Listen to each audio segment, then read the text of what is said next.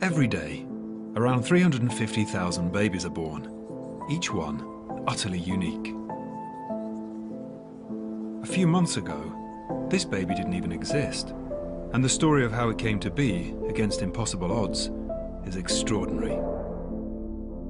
This is the moment of conception, when one single sperm fused with the mother's egg. If another sperm had got there first, this baby would be someone else. So what made that winning sperm so special? Why did it succeed over billions of others? To find out, we're going to take you on the epic journey sperm undertake through the human body. And we're going to do it by scaling the whole thing up to human size.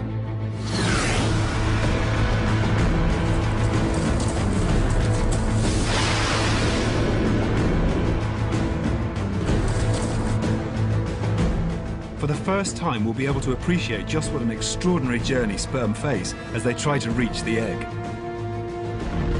It's one of nature's most spectacular stories, and it's the reason you're alive. The sperm will face death at every turn.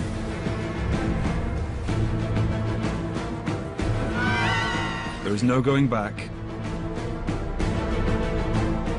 no surrender, and only one winner.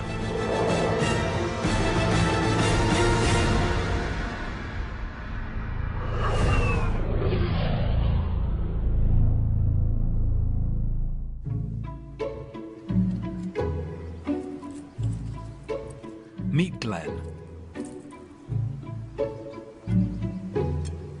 Like most average men, Glenn has no idea about the miracle of engineering, tucked away in his pants.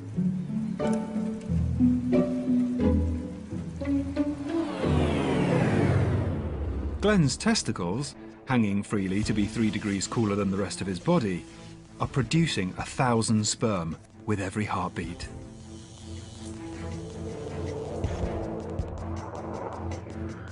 And it's this tiny world of frenetic activity that fascinates the world of reproductive science. Sperm are really quite unique because they're almost like free living cells. They almost have a life of their own. They have but one aim, which is to deliver a genetic payload from the male to the female through a really quite complex series of environments, both in the male and the female reproductive tracts. Sperm move all over the place, and they like certain things, they don't like certain things. They're very smart little creatures in a way, and they're a lot of fun to watch in the petri dish because they're constantly in motion. And the fact that it's occurring at the microscopic level means that as scientists we have a great deal of difficulty in studying it and observing it. A sperm is just 1/500th of a millimetre long. So to make things easier, Dr. Alan Pacey and a team of experts have agreed to help us scale up them and their world 34,000 times. Along the way, they'll give us practical advice on how to give sperm the best chance of reaching the egg, or what kind of sex to have and when to have it, to maximise the chances of conception. The first thing we asked our experts was quite simple. In our people-sized sperm world, what would a testicle be like? The testicle is a roundish, kind of oblong structure. If we cut it in half, we cut thin layers through it and looked at it down a microscope, we would see a series of tubules that you might liken to floors of a building. If we were to take a sperm and scale it up to man size, you would have to find a building that was about 1,000 metres cubed, 1,000 metres by 1,000 metres by 1,000 metres.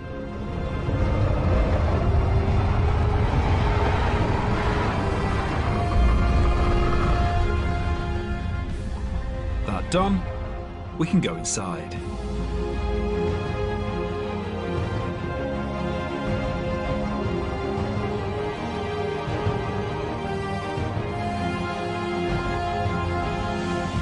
Waiting in our giant testicle, an army of freshly created sperm.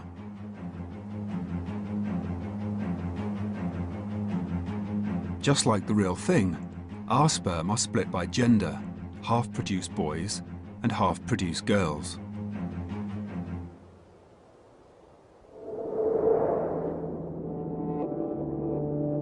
The information needed to determine the sex of a baby is stored in a sperm's head.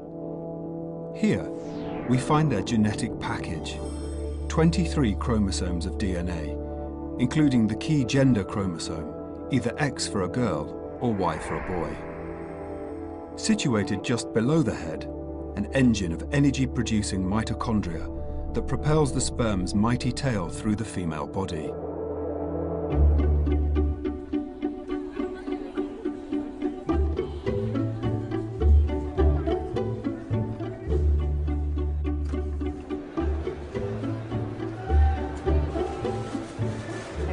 Many millions of sperm. You could think of it as a very, very large office building where there's lots and lots of elevators and tons of people, maybe at rush hour, all moving in different directions.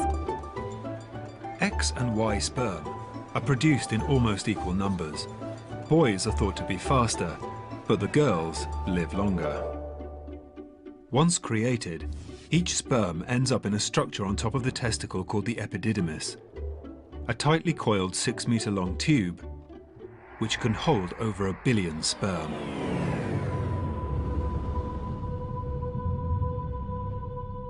Imagine being crammed into a dark, winding, 200-mile pipeline with no idea when or if you'll ever get out.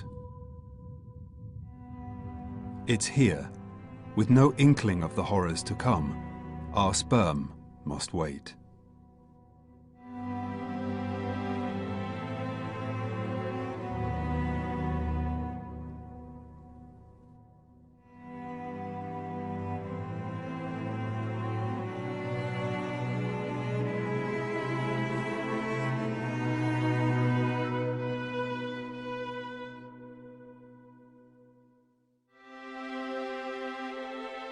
Their fate now will depend on events unfolding in the outside world.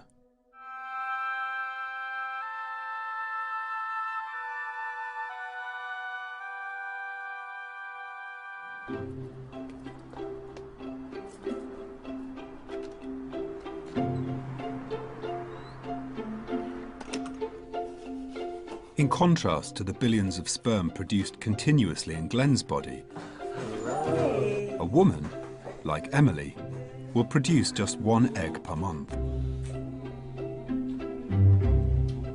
Reaching it won't be easy. The battle that sperm have in order to find and fertilise an egg is just immense. Everything is working against sperm.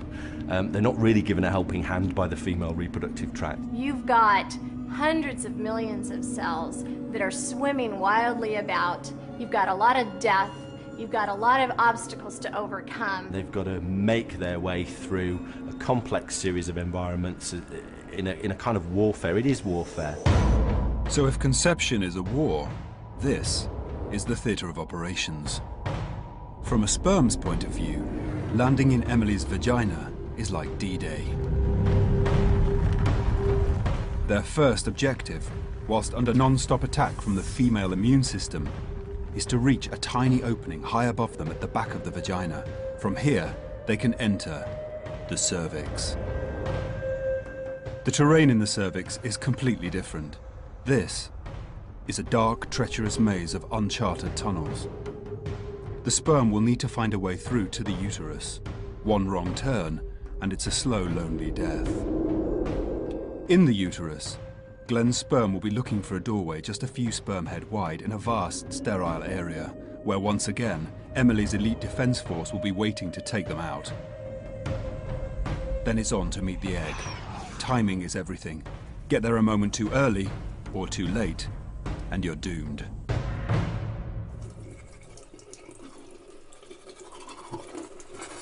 Thanks for everything. All of those special things, the stolen moments shared when we were unprepared for anything. Walking in the park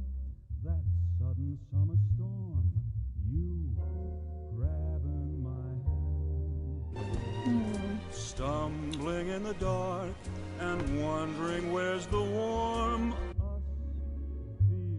Glen's sperm are just seconds away from participating in one of the most enjoyable experiences the human body has to offer.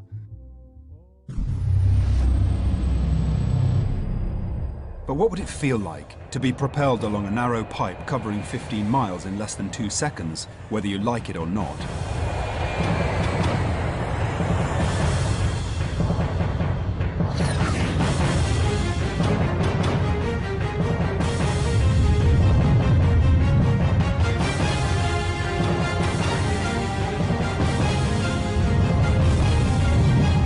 For each individual sperm, this is a wet and wild, high-speed, one-way ticket to oblivion.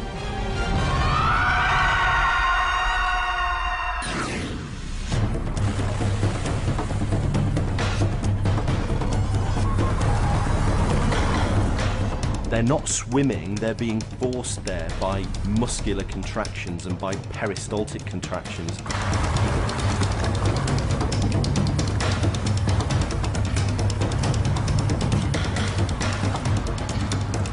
From the point of view of the man, it's a very pleasurable experience.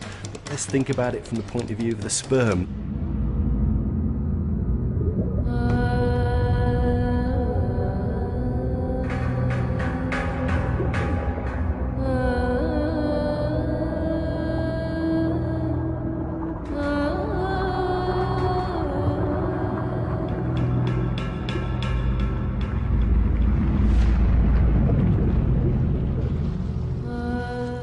250 million genetic couriers are about to invade Emily's body.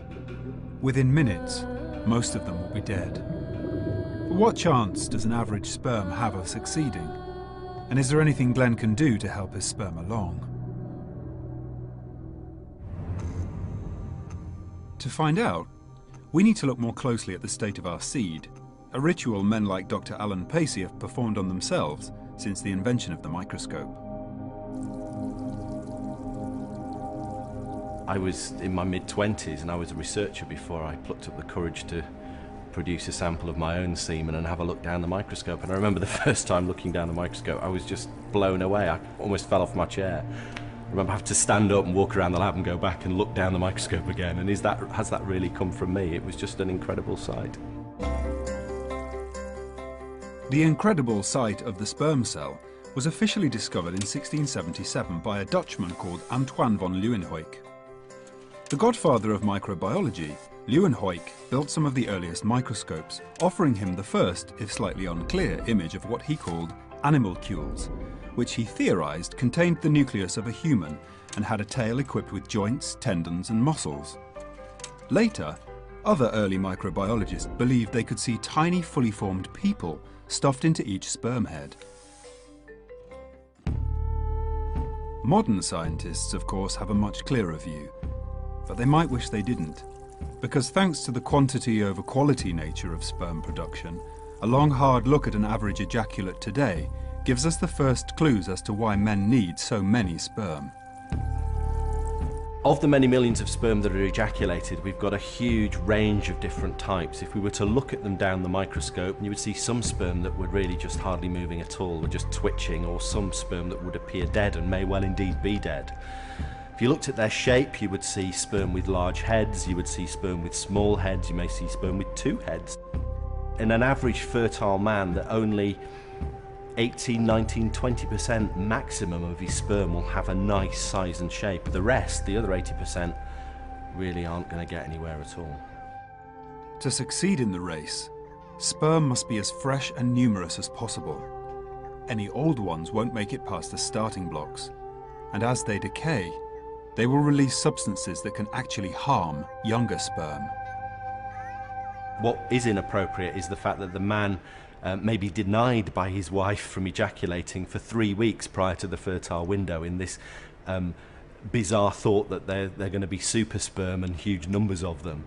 That would be the wrong thing to do. So, is the right thing to do to ejaculate as often as possible? Apparently not. If a man is ejaculating too frequently, then the sperm production process and the sperm stores simply won't contain enough sperm. So just how regularly should a couple have sex to make sure his sperm are match fit? If a couple is having intercourse every 2 or 3 days throughout the month, then they will hit the fertile window at some point, and their probability of conception is probably as good as it could be. Now, ready or not, Glenn's sperm begin their quest for conception in the vagina. Their objective? To find the entrance to the cervix high above them at the vagina's farthest reaches.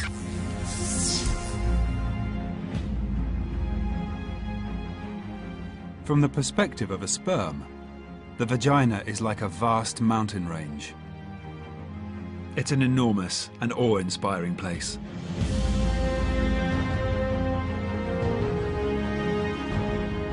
"5 miles deep and 2 miles wide, flanked with vast vaginal walls up to 1 mile high.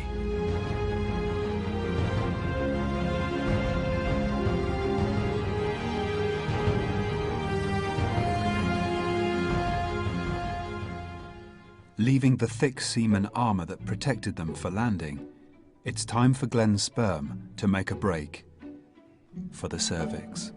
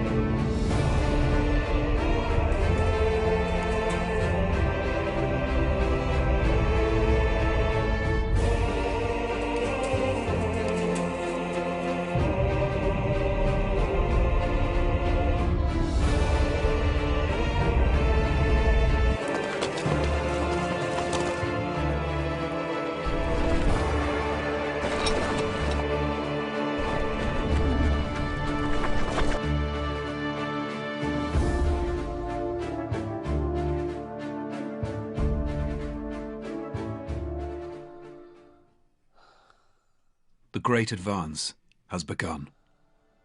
But it's not just the epic terrain in the vagina, or even their own physical failings that now pose a mortal threat to sperm.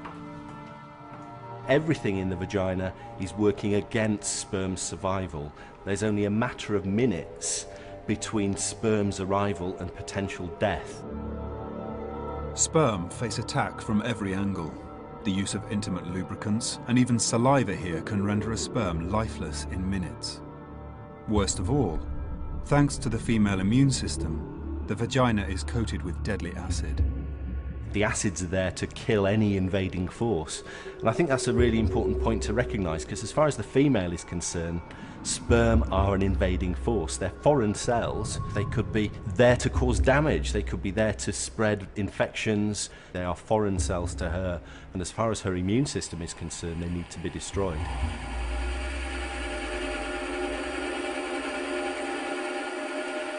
Within 30 minutes of entering a vagina, over 99% of sperm will be dead or dying.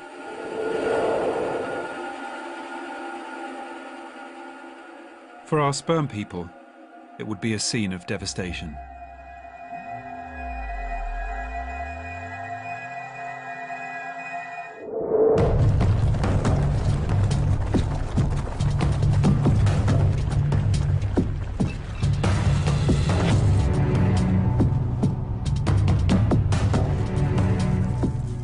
A few million survivors press on into the dark side of the vagina.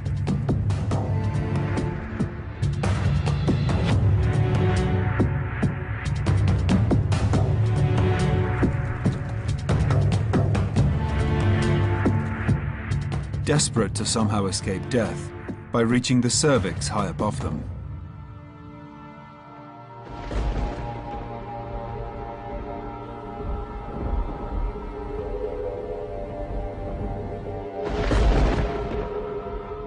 But the entrance is out of reach.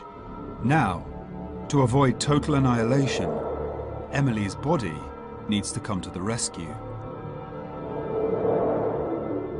Emily is approaching ovulation, a process that causes estrogen to surge through her body, softening the hard mucus that usually seals her cervix for the rest of the month from anything nasty. This cervical mucus will drip into the vagina, offering Glenn's fittest sperm a lifeline into the next stage of the race.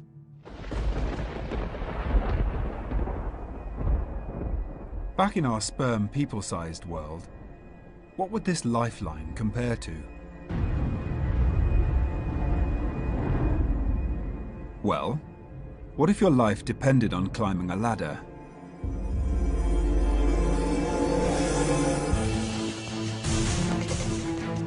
A ladder stretching over a mile into the sky.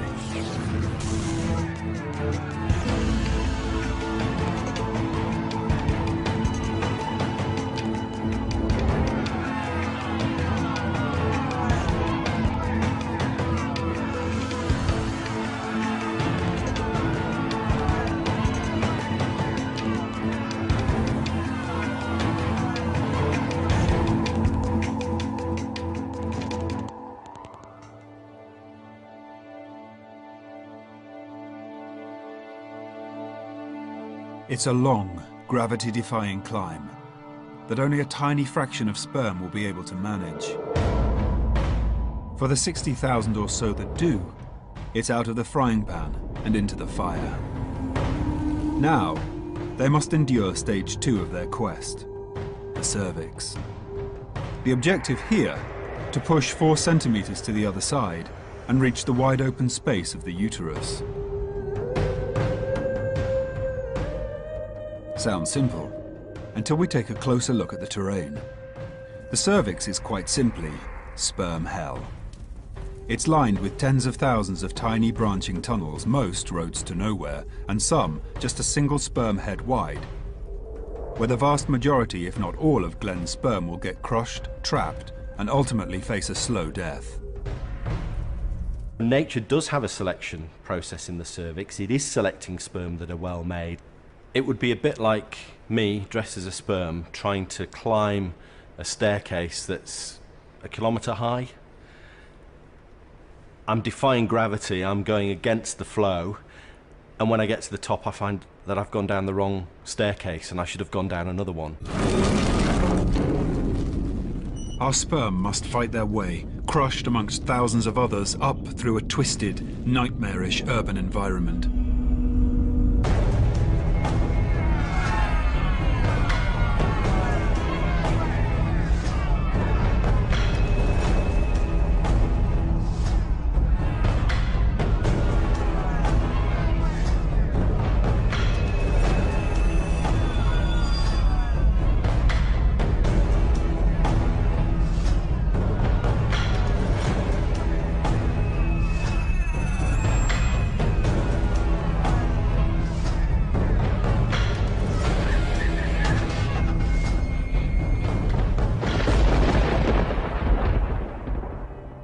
Only 1% of sperm that make it into the cervix have any chance of making it out alive.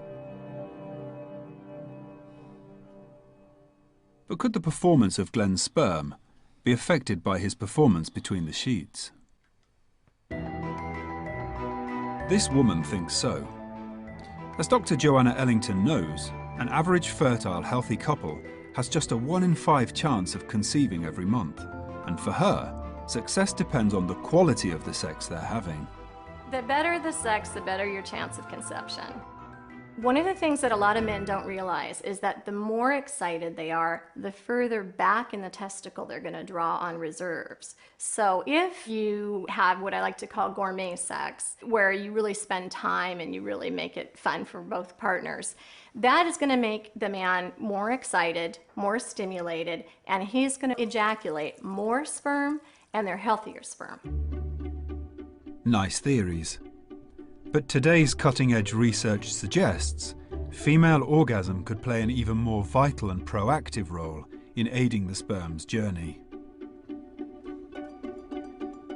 19th century evolutionary psychologists believed the purpose of female orgasm was to keep a woman lying down longer after sex, keeping sperm in the body and increasing her probability of conception. More recently, it's been suggested the female orgasm evolved to create a stronger bond between lovers, increasing the chances of the couple staying together after a child is born. Nice theories. But there's never been any actual evidence to support the idea that female orgasm had any functional relevance whatsoever. Until now. I happen to be a fan of female orgasm myself, and that's from a physiologic standpoint as well as a personal one. What happens during female orgasm is the pH in the vagina actually is elevated some. There's some changes in the ion concentration, and there are contractions that help pull the sperm up into the female's body. Some people mistakenly think that female orgasm is bad for conception, and there's certainly no evidence of that. In fact, the evidence would suggest that it's a good thing to have.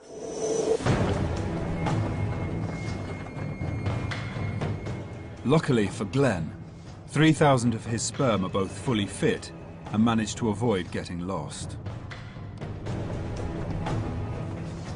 But as the female immune system prepares to mobilize its elite assassins, the great sperm race is about to get even tougher.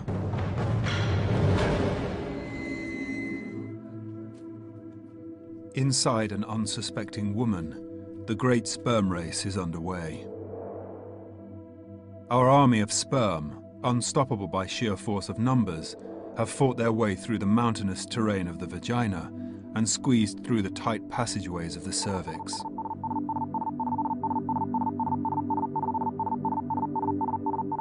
Getting this far has cost many lives. Now, just 3,000 sperm remain. The adventure continues, thanks largely to the fact that Emily is ovulating. So is it a coincidence this couple had sex at the perfect moment during her most fertile and sperm-friendly monthly period?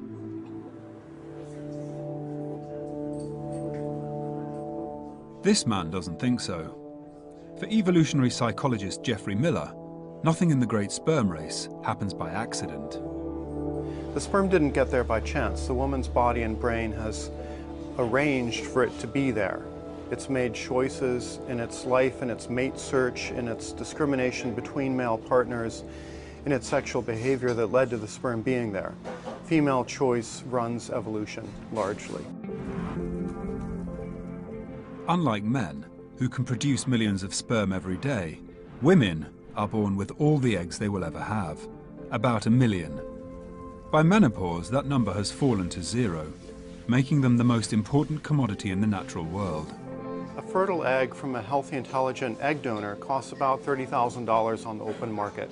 If you take the size of the egg, that adds out to about $1,000 trillion per pound.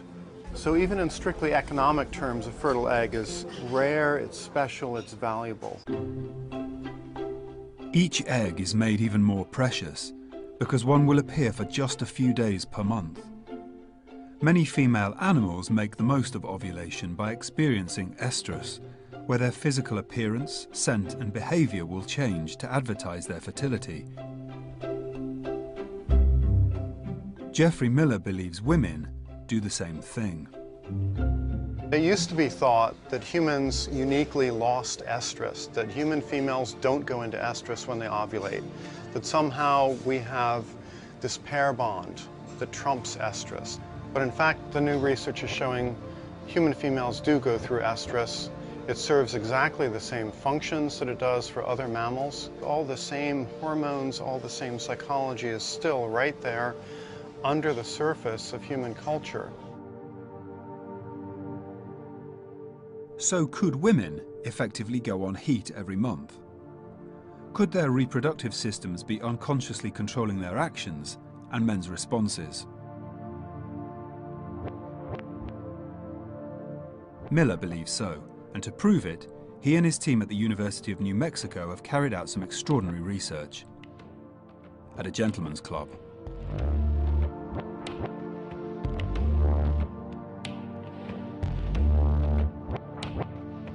We know that lap dancers' earnings fluctuate a lot, so it seemed like an ideal setup for being able to ask them, how much have you earned night by night, shift by shift? and to be able to track that in relation to where they are in the menstrual cycle.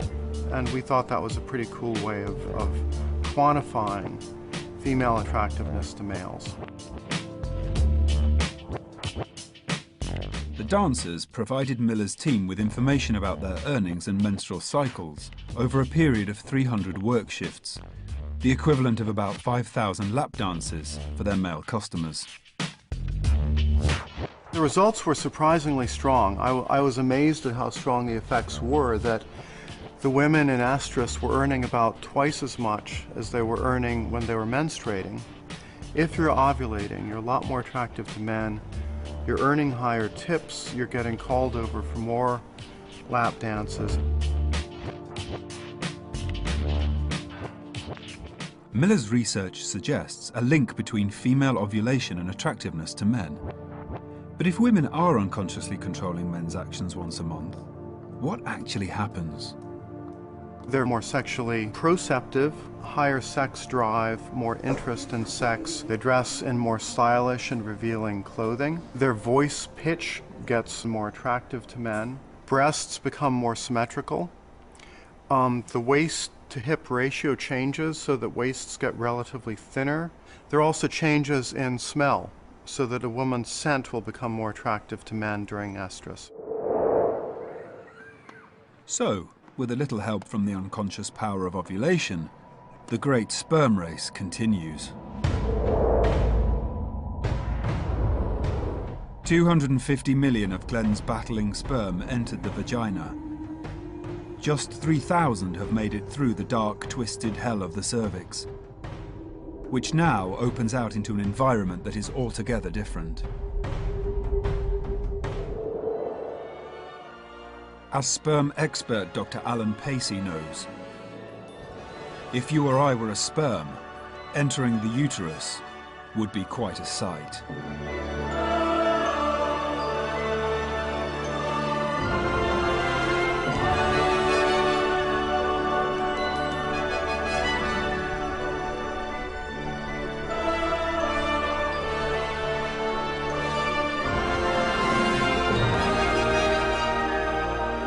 From a sperm's point of view, the uterus represents a vast plain across which they have to navigate and find at the other end actually quite a tiny opening that will lead them through to the fallopian tubes. Scaled up to sperm people size, the uterus becomes a large area of open countryside, 2 miles long and around half a mile wide.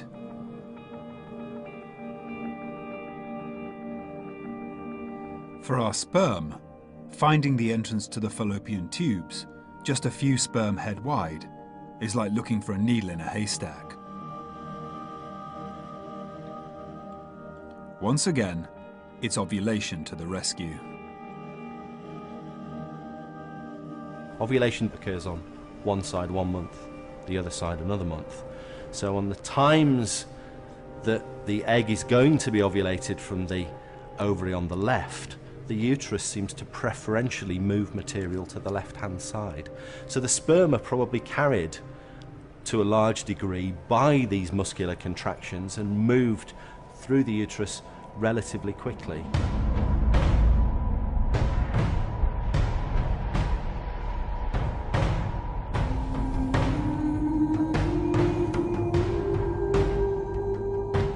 But on this journey, nothing is ever that easy.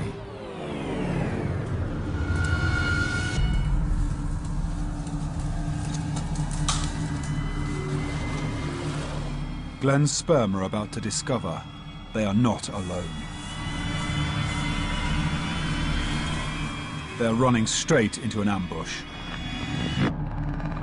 The primary function of the uterus is, of course, to receive the developing embryo should conception occur and to gestate the fetus throughout pregnancy. It's not really designed for sperm, it's designed for something else. It will almost certainly begin to contain leukocytes, and the immune response will be mounted to try and mop up sperm and to try and kill the sperm before they get to the fallopian tubes. Leukocytes are the assassins of the female body, blood cells commanded into action by the immune system, massing into the uterus in their thousands with murderous intent. In comparison to sperm, leukocytes are quite large, they're big cells, they often hunt in packs, they will detect a sperm, and many leukocytes will descend upon the sperm and encapsulate it and dismantle it slowly. For the female body, of course, leukocytes are wonderful and essential things, fighting disease and harmful foreign materials. But let's try and imagine them from the perspective of a trespassing sperm.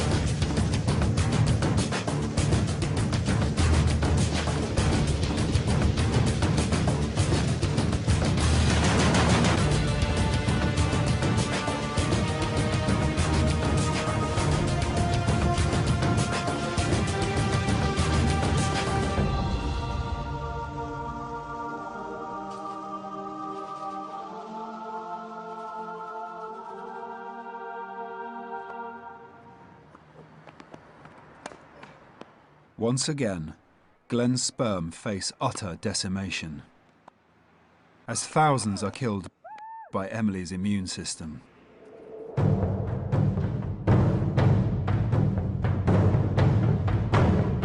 Just a few dozen lucky ones reach the entrance to the fallopian tubes, only to find there is a strict door policy. Sperm have to display the correct swimming characteristics in order to get through that uterotubal junction. And any sperm expressing a very random form of motion is probably excluded. There's also potentially a molecular recognition system there, so only sperm that are expressing the right molecules actually are allowed through.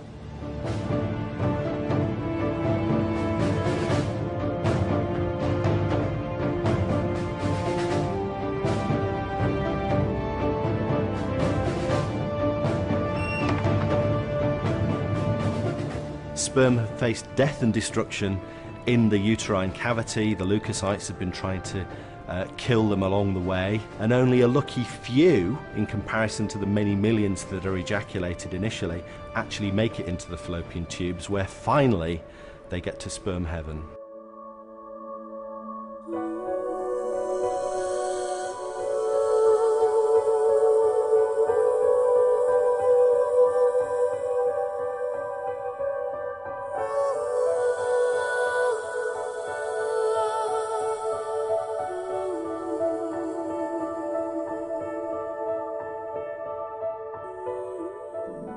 Welcome to one of Emily's fallopian tubes. 10 centimeters of what can only be described as paradise for sperm.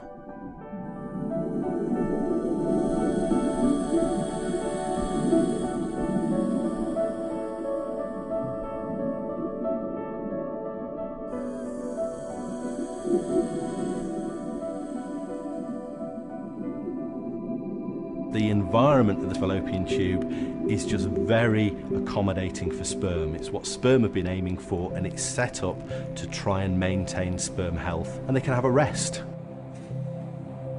It's got nutrients for them, it's got the right pH, it has the right ion concentration.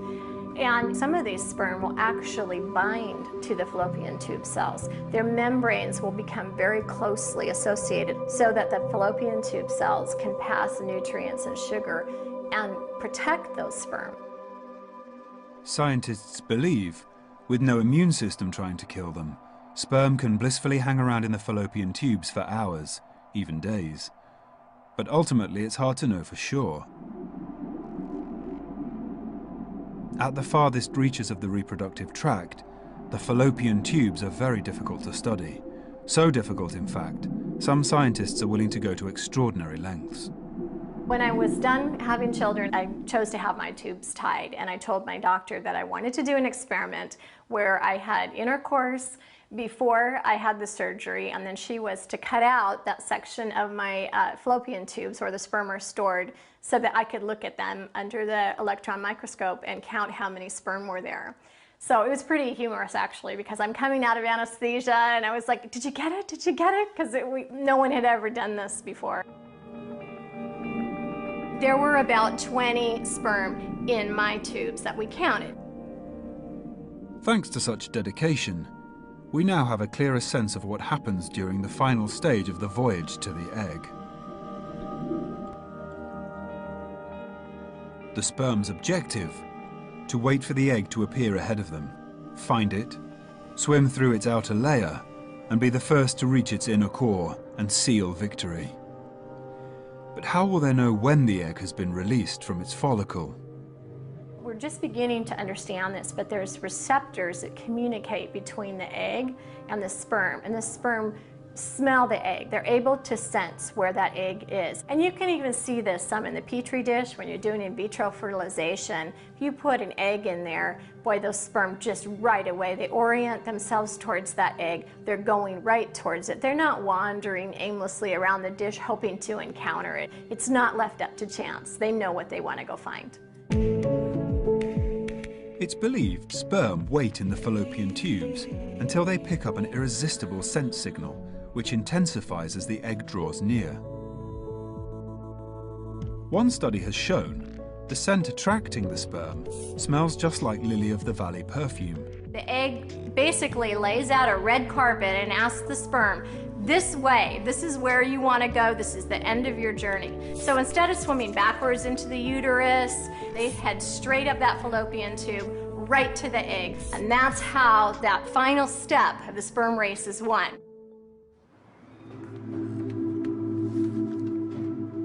She has no idea, but Emily could be just minutes away from being pregnant. Beating incredible odds, Glenn's sperm have fought their way through her body and have reached one of her fallopian tubes, where, hopefully, an egg will be waiting. Just single figures have made it this far. Scaled up to people size, what happens next? Imagine an Olympic freestyle swimming final, where the winner gains immortality and the rest are killed.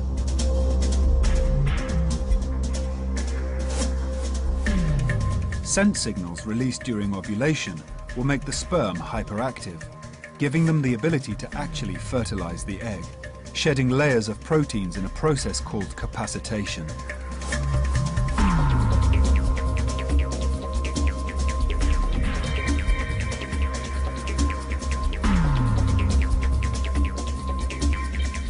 Up until now they've been swimming in quite straight lines, but now their swimming becomes much more erratic.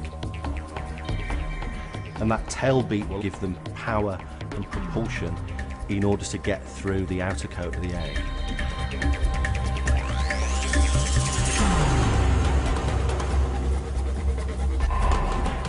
All of a sudden, they are 100% on target.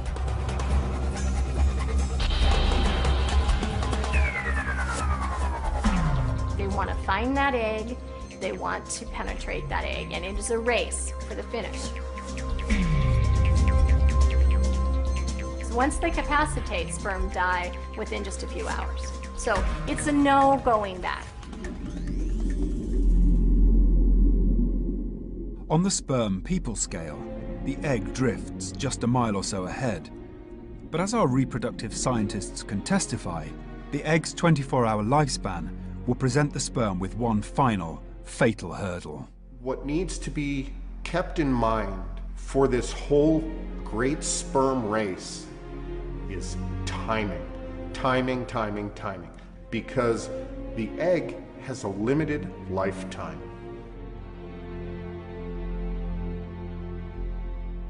What if the egg arrives a little earlier? Well, you want some sperm to be able to capacitate relatively early. What if that egg comes maybe a few hours from now or another day? Well, you don't want all of the sperm to be capacitated right at the beginning because then they're going to die.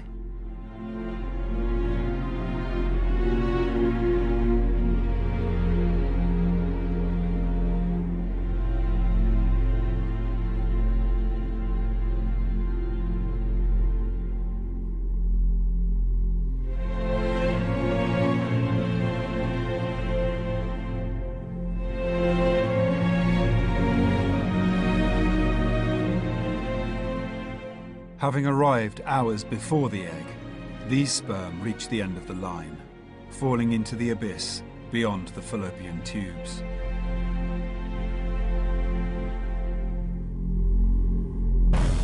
Behind them, just 2 heroic sperm remain, all that survives of 250 million.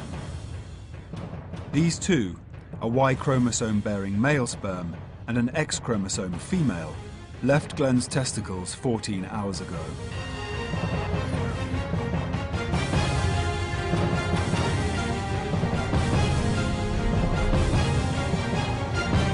They've endured an incredible journey, and against overwhelming odds, they've got their timing just right.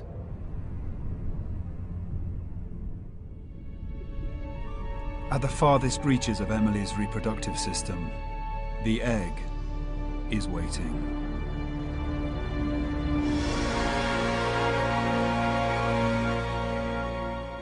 If you or I were a sperm, the egg would soar into the sky as high as a 10-story building. During the great sperm race, there's been this great attrition of sperm from the point of ejaculation through to the fallopian tube. Actually, at the site of fertilization, when the egg is being fertilized, there may only be 1 sperm, there may be 2 or 3, but only very few sperm are actually fighting for that final prize.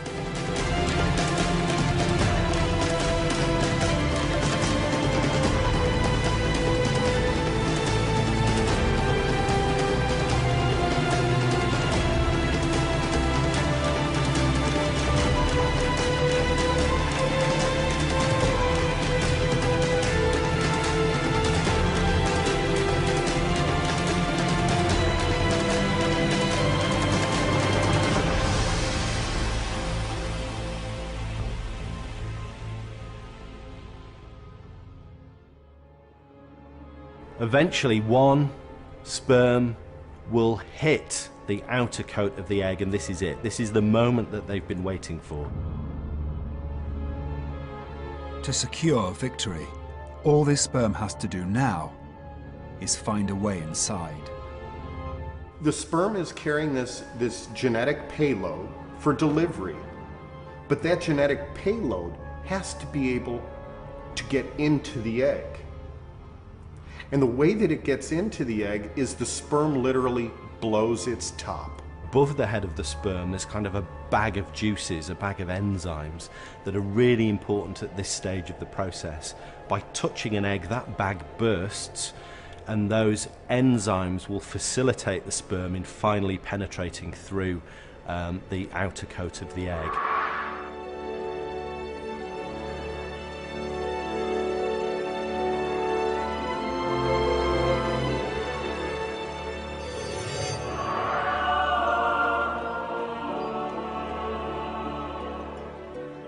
The great sperm race has been won.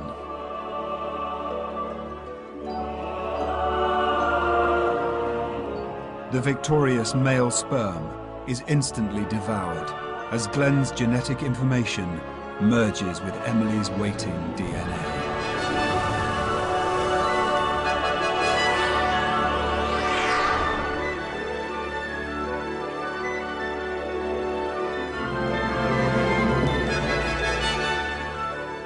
So you get this elegant dance of male chromosomes and female chromosomes coming together, which will officially announce the fact that that egg is fertilized and that new life has been created and development of a new individual has started.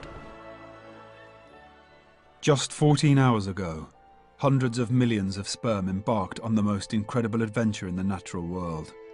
An adventure that claimed all their lives.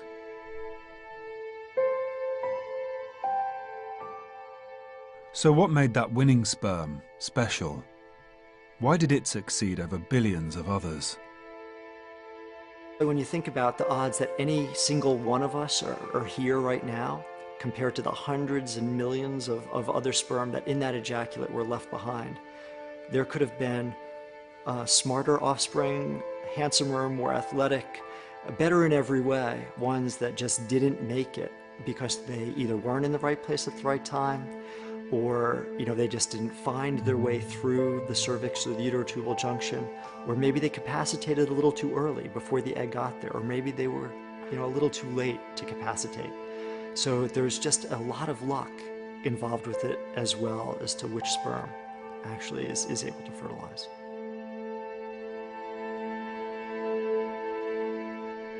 Yet one unremarkable sperm, against odds of trillions to one, did not die in vain. It has given its life to start an utterly unique new one.